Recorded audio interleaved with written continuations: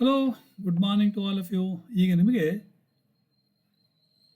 ಆ, ಸೌತೆಕಾಯಿ ತುರಿ, ಕ್ಯಾರೆಟ್ ತುರಿ, ಮೂಲಂಗಿ ತುರಿ, ಮೆಣಸಿನ್ಕಾಯಿ, ಆಮೇಲೆ ಶುಂಠಿ ಹಾಕಿದಂಥ ಒಂದು ರೋಟಿ ಅಥವಾ ಚಪಾತಿಯ ಬಗ್ಗೆ ತಿಳಿಸಲಿಕ್ಕಿದ್ದೇನೆ. ಹಾಗೆ ಕಬಾಬ್ ಮಾಡುವುದು ಹೇಗೆ ಅಂತ ತಿಳಿಸಲಿಕ್ಕಿದ್ದೇನೆ. ಈಗ ಮೊದಲಿಗೆ ಸೌತೆಕಾಯಿ ಎರಡನ್ನು ತೆಗೆದುಕೊಳ್ಳಿ. ಅದನ್ನು ಸಿಪ್ಪೆ ತೆಗೆದು ಒಂದು ತುರಿದು ಪಾತ್ರೆಯಲ್ಲಿ ಹಾಕಿ. ಆಮೇಲೆ ಒಂದು ಮೂಲಂಗಿಯನ್ನು ಸಿಪ್ಪೆ ತೆಗೆದು ಅದೇ ಥರ ತುರಿದು ಪಾತ್ರಕ್ಕೆ ಹಾಕಿ. ಒಂದು ಕ್ಯಾರೆಟನ್ನು ತೆಗೆದುಕೊಂಡು ಸಿಪ್ಪೆ ತೆಗೆದು ತುರಿದು ಪಾತ್ರೆಗೆ ಹಾಕಿ. ಆಮೇಲೆ ಶುಂಠಿಯನ್ನು ಕತ್ತರಿಸಿ ಅದಕ್ಕೆ ಹಾಕಿ ಸಣ್ಣ ಸಣ್ಣ ತುಂಡು ಮಾಡಿ. ಕೊತ್ತಂಬರಿ ಸೊಪ್ಪನ್ನು ತೊಳೆದು ತುಂಡು ಮಾಡಿ ಹಾಕಿ. 2 ಹಸಿ ಮೆಣಸಿನಕಾಯಿಯನ್ನು ಕೂಡ ಸಣ್ಣ ಸಣ್ಣ ತುಂಡು ಮಾಡಿ ಹಾಕಿ. ಆಯಿತಾ? 1 ಚಮಚ ಚಕ್ಕೆ ಪುಡಿ, ಸಿನ್ನಮನ್ ಪೌಡರ್, ಅದನ್ನು ಕೂಡ ಹಾಕಿ. ಅದಕ್ಕೆ ಒಂದು ಇಷ್ಟು ದೊಡ್ಡ ತಟ್ಟೆಯಲ್ಲಿ 2 ತಟ್ಟೆ ಗೋಧಿ ಹಿಟ್ಟನ್ನು, ಒಂದು ಅರ್ಧ ತಟ್ಟೆ ಅಕ್ಕಿ ಹಿಟ್ಟನ್ನು, ಹಾಗೆ ಹಲಸಿನ ಪೌಡ್ರ್ 1 ಚಮಚ ಅದನ್ನು ಹಾಕಿ ಏನು ಮಾಡಬೇಕಂದ್ರೆ ಹಿಟ್ಟಿಗೆ ಹಾಕಬೇಕಾದ್ರೆ ಮುಂಚೆ ಏನು ಮಾಡಬೇಕಂದ್ರೆ, ನೀವು ಸೌತೆಕಾಯಿ ತುರಿಯನ್ನು ಮಾಡಿದ್ರಲ್ಲ ಅದನ್ನು ಹಿಂಡಿ ಆ ನೀರನ್ನು ಸಪ್ರೇಟ್ ಮಾಡಿ.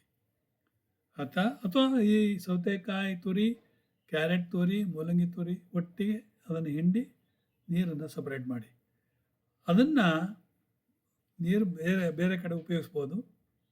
ಈಗ ಏನೆಲ್ಲ ಹಾಕಿದ್ರಿ? ಗೋಧಿ ಹಿಟ್ಟು ಹಾಕಿದ್ರಿ, ಅಕ್ಕಿ ಹಿಟ್ಟು ಹಾಕಿದ್ರಿ, ಆಮೇಲೆ ಹಲಸಿನ ಪೌಡ್ರು ಕೂಡ 1 ಚಮಚ ಹಾಕಿದ್ರಿ. ಇದನ್ನು ಈ ಎಲ್ಲ ತರಕಾರಿಗಳ ತುರಿದದ್ದನ್ನು ಒಟ್ಟಿಗೆ ಹಾಕಿ ಕಲಸಿ. ನೀರು ಹಾಕಬೇಡಿ, ಯಾಕಂದರೆ ಅವು ಸೌತೆಕಾಯಿ ನೀರೇ ಇರ್ತದಲ್ಲಿ. ಆಯಿತಾ? ಸ್ವಲ್ಪ ಮುದ್ದೆ ಹಾಕಿ ಕಲಸಿ ಇಟ್ಬಿಡಿ.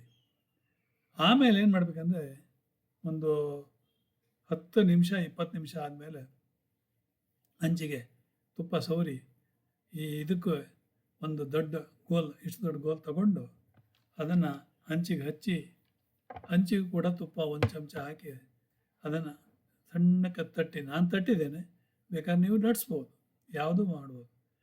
ಅದನ್ನು ಹಾಕಿ ಸಣ್ಣಕ್ಕೆ ಕಾಸಿ. ಆಯಿತಾ? ಸೊ ಅದರ ಮೌಚಿ ಅದ್ರ ಮೇಲೂ ಕೂಡ 1 ಚಮಚ ತುಪ್ಪ ಇನ್ನೊಂದು ಕಡೆಗೆ ಹಾಕಿ ಒಳ್ಳೆ ಕೆಂಪು ಬರೋ ಹಾಗೆ ಕಾಸಿ. ಅದನ್ನು ನೀವು ಹಾಗೆ ತಿನ್ಬೋದು, ಬೇಕಾದರೆ ಚಟ್ನಿ ಗಿಟ್ನಿ ಮಾಡಿ ನೀವು ತಿಂದರೆ ತೊಂದರೆ ಇಲ್ಲ. ಆಯಿತಾ? ಇನ್ನೊಂದು ನೋಡಿ, ಇದು ಒಂದು ರೀತಿಯಲ್ಲಿ ದೇಹಕ್ಕೂ ಒಳ್ಳೆಯದು. ನಾನು ಮುಂಚೆ ಹೇಳಿರ್ಬೇಕು ನಿಮಗೆ. ಯಾವುದು, ಒಂದು ಬೆಳಿಗ್ಗೆ ಎದ್ದು ಮಾಡುವಂಥ ಒಂದು ಲಿಂಬೆಹಣ್ಣು, 2 ಲಿಂಬೆಹಣ್ಣನ್ನು ಕತ್ತರಿಸಿ ನೀರಿಗೆ ಹಾಕಿ 1-2 ಲೋಟ ನೀರು, ಅರ್ಧ ಕತ್ತರಿಸೋದು ಅಥವಾ 4 ಪೀಸ್ ಮಾಡಿ ಕತ್ತರಿಸೋದು ಹಾಕಿ, ಆಮೇಲೆ ಅದಕ್ಕೆ ಸಿನಮನ್ ಪೌಡ್ರ್ 1 ಚಮಚ ಹಾಕಿ, ಆಮೇಲೆ ಸ್ವಲ್ಪ ಪೆಪ್ಪರ್ ಹಾಕಿ, ಹಾಗೆ ಇದನ್ನು ಹಾಕಿ, ಯಾವುದೋ ಅರಿಶಿನ ಪೌಡ್ರ್ ಸ್ವಲ್ಪ ಹಾಕಿ ಕುದೀತಾ ಇರಲಿ. ಓಕೆ? ಕುದ್ದ ಮೇಲೆ ಏನು ಮಾಡಬೇಕು, ಅದನ್ನು ಒಂದು ಲೋಟಕ್ಕೆ ಫಿಲ್ಟರ್ ಮಾಡಿ, ಆ ನೀರಿಗೆ, ಬಿಸಿನೀರಿಗೆ 1 ಚಮಚ ಜೇನುತುಪ್ಪನ ಹಾಕಿ ಕದಡಿ, ಅದು ಸ್ವಲ್ಪ ತಣ್ಣಗಾದ ಮೇಲೆ, ಅಥವಾ ದೊಡ್ಡ ಪಾತ್ರೆಯಲ್ಲಿ ಹಾಕಿ ನೀವು ಬೇಗನೆ ತಣ್ಣ ಮಾಡ್ಬೋದು. ಹಾಕಿ ಏನು ಮಾಡಬೇಕು, ಅದನ್ನು ಹಾಗೆ ಕುಡಿಬೇಕು. ಕುಡಿದ್ಬಿಟ್ಟು ಆಮೇಲೆ ವಾಕಿಂಗ್ ಮಾಡೋಕ್ಕೆ ಹೋಗಿ. ನಿಜವಾಗಿ ಭಾಳ ಒಳ್ಳೆಯದು. ಆಯಿತಾ? ಇನ್ನೊಂದು ಬ್ರೋಕ್ಲಿ ಸೂಪ್, ಅದನ್ನು ನಾನು ಮರೆತುಬಿಟ್ಟೆ. ಬ್ರೋಕ್ಲಿ ಸೂಪನ್ನು ನೋಡಿ, ನಿನ್ನೆ ರಾತ್ರಿ ನಾನು ಬ್ರೋಕ್ಲಿ ಸೂಪ್ 2 ಬಾಳೆಹಣ್ಣು ತಿಂದು ಮನ್ಕೊಂಡೆ. ಬೆಳಿಗ್ಗೆ ಎದ್ದು ಸಿಹಿ ಮೂತ್ರ, ಡಯಾಬಿಟೀಸ್ ನೋಡಿದಾಗ ಬರೀ 84 ಇತ್ತು. ಹೇಗಿತ್ತು ನೋಡಿ. ಅದನ್ನು ಮಾಡುವ ವಿಧಾನ ಹೇಗೆ ಅಂತ ಹೇಳ್ತೇನೆ ನಿಮಗೆ. ಬ್ರೋಕ್ಲಿನ ನೀವೇನು ಮಾಡಬೇಕಂದ್ರೆ, ಸಣ್ಣದು ಕಟ್ ಮಾಡಿ ಅದನ್ನು ಸ್ವಲ್ಪ ಬಿಸಿನೀರಲ್ಲಿ ಕಾಸಿ, ಯಾಕಂದರೆ ಹುಳ ಗಿಳ ಇದ್ದರೆ ಹೋಗಲಿ, ಸ್ವಲ್ಪ ಉಪ್ಪು ಹಾಕಿದ್ರು ಒಳ್ಳೆಯದೇ. ಅದು ಸೈಡಲ್ಲಿ ಇಡಿ. ಓಕೆ. ಬಿಸಿನೀರು ಅಂದರೆ ನೀವು ಒಲೆ ಮೇಲೆ ಇಟ್ಟರೆ ಆಗುತ್ತದೆ. ಸೊ ಒಳ್ಳೆ ಬಿಸಿಯಲ್ಲಿ ಅದು ಬೆಂಕಿಯನ್ನು ಆಫ್ ಮಾಡಿ. ಆಮೇಲೆ ಒಂದು ಬಾಣಲಿ ತೊಗೊಳ್ಳಿ. ಬೆಳ್ಳುಳ್ಳಿ ಒಂದು 20 ಬೆಳ್ಳುಳ್ಳಿ ಸಿಪ್ಪೆ ತೆಗೆದು ಅದು ಬಾಣಲಿಗೆ 2 ಚಮಚ ತುಪ್ಪ, 2 ಚಮಚ ತೆಂಗಿನೆಣ್ಣೆ ಒಟ್ಟಿಗೆ ಕಾದ ಮೇಲೆ ಅದಕ್ಕೆ ಹಾಕಿ ಹುರಿತಾ ಇರಿ. ಅದಕ್ಕೆ ನೀವು ಏನು ಮಾಡಬೇಕು, ಈರುಳ್ಳಿ, ಒಂದು ದೊಡ್ಡ ಈರುಳ್ಳಿನ ಸಣ್ಣ ಸಣ್ಣ ಕತ್ತರಿಸಿ ಅದಕ್ಕೆ ಹಾಕಿ. ಒಂದು ಮೆಣಸಿನ್ಕಾಯಿ ಹಾಕುವ ಅಗತ್ಯ ಇಲ್ಲ, ಇದಕ್ಕೆ ಯಾಕಂದರೆ ಪೆಪ್ಪರ್ ಪೌಡ್ರ್ ಹಾಕ್ತೇವೆ ನಾವು. ಆಯಿತಾ? ಇದನ್ನು ಹಾಕಿದರೆ, ಈರುಳ್ಳಿ ಹಾಕಿದ್ರಿ, ಆಮೇಲೆ ಇನ್ನೇನು ಬೇಕು ನಿಮಗೆ, ಅಗತ್ಯ ಇಲ್ಲ, ಏನೂ ಇಲ್ಲ. ಆಮೇಲೆ ಅದಕ್ಕೆ ಏನು ಮಾಡಬೇಕಂದ್ರೆ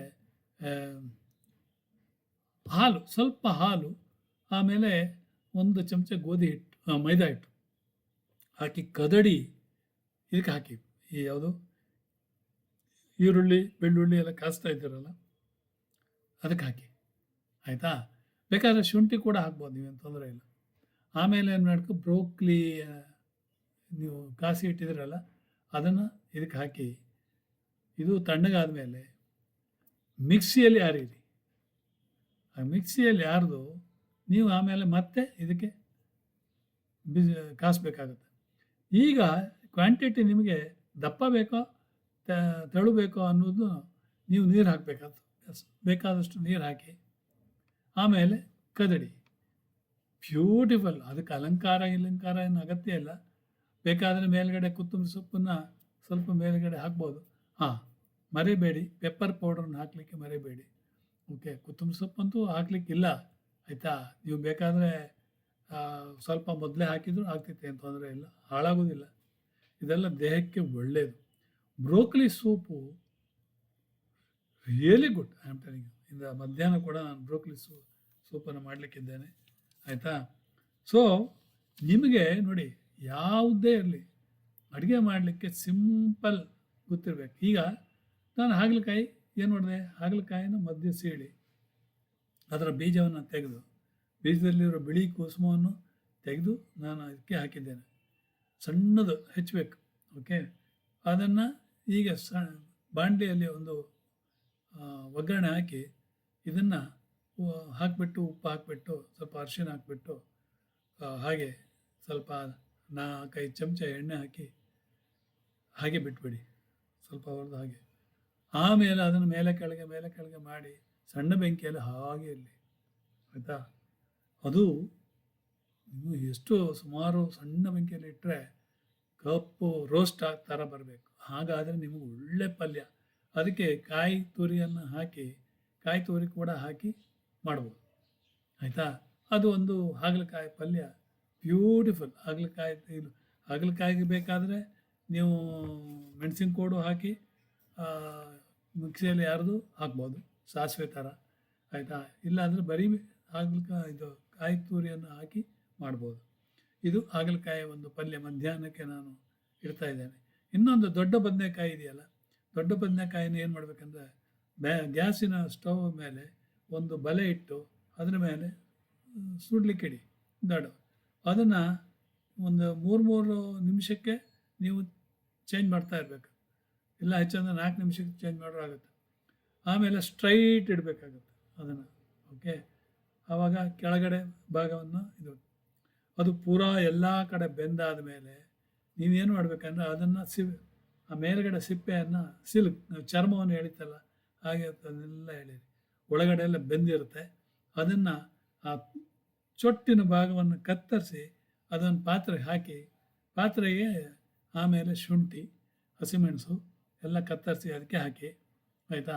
ಅದನ್ನು ಜಜ್ಜಿ ಅದಕ್ಕೆ ಒಳ್ಳೆ ಗಟ್ಟಿ ಮೊಸರು ಹಾಕಬೇಕು. ಗಟ್ಟಿ ಮೊಸರನ್ನ ನೀವು ಒಂದು ತಟ್ಟೆ ಹಾಕಿ ಅದ್ರ ಜೊತೆಗೆ ಎಲ್ಲ ಹಾಕಿ ಮಿಕ್ಸ್ ಮಾಡಿ ಅದಕ್ಕೊಂದು ಒಗ್ಗರಣೆ ಕೊಟ್ಟರೆ, ಬೇಯಿಸಿದ ಬದನೆಕಾಯಿ ಸಾಸಿವೆ ಅಂತ ನಾವು ಕರಿತೇವೆ. ಒಂದು ಊಟಕ್ಕೆ ಅಂದರೆ ಉಪ್ಪು ಹಾಕಿ, ರುಚಿಗೆ ತಕ್ಕಂಥ ಉಪ್ಪು ಹಾಕಿ ಒಗ್ಗರಣೆ ಕೊಟ್ಬಿಡಿ. ಹಿಂಗಿನ ಒಗ್ಗರಣೆ ಕೊಡಿ. ಅದು ಎಷ್ಟು ತಿನ್ನಲಿಕ್ಕೆ ಎಷ್ಟು ಖುಷಿ ಆಗ್ತದೆ ಗೊತ್ತಾ?